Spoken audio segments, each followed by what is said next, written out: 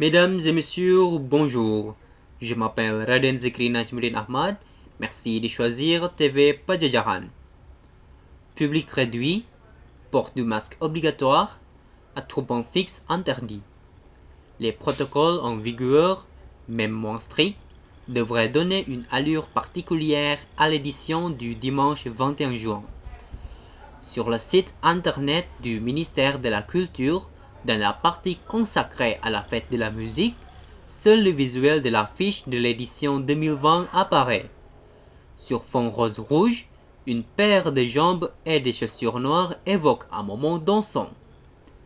Aucune trace, comme c'est le cas habituellement, des milliers de musiciennes et musiciens amateurs qui sont recensés par genre pratiqué, lieu, horaire durant la journée et la nuit du 21 juin, un peu partout en France et dans de nombreux pays à l'étranger.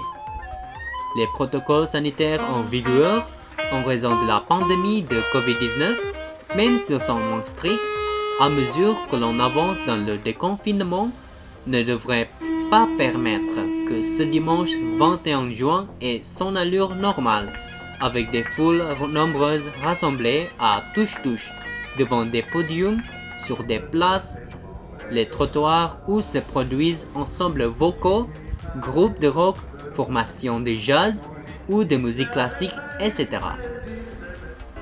Toutefois, c'est sous une forme bien plus modeste que le rendez-vous, dont la première édition remonte à 1982, devrait être maintenu.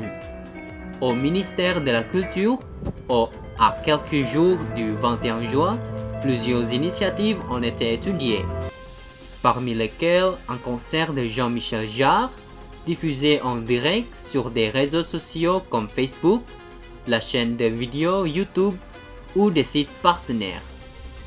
Autre idée, déjà réalisée lors d'éditions précédentes, proposer une chanson du répertoire français qui pourrait être interprétée par tout un chacun au même moment sur l'ensemble du territoire, de préférence depuis chez soi, en se mettant à la fenêtre.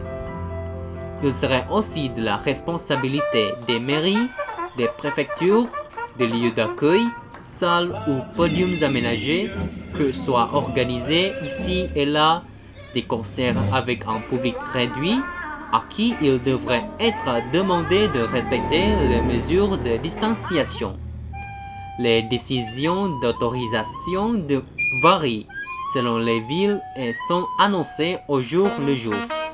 À Lyon par exemple, comme le rapportent nos confrères du quotidien Le Progrès, dimanche 14 juin, si aucune scène susceptible d'attirer un public important ne sera mise à disposition des associations ou des musiciens, les bars et restaurants devraient pouvoir aménager des espaces pour accueillir des formations. Merci beaucoup et bonne journée.